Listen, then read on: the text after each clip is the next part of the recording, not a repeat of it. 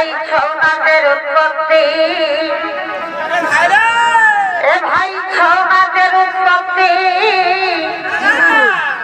মানভূমি বটে সত্যি, বটে গুরুলিয়ার বাসি ভাতের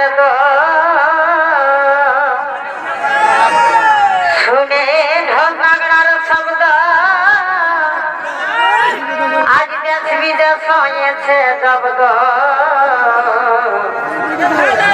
আজ বুঝল সবাই সোনাচেরি মরণ।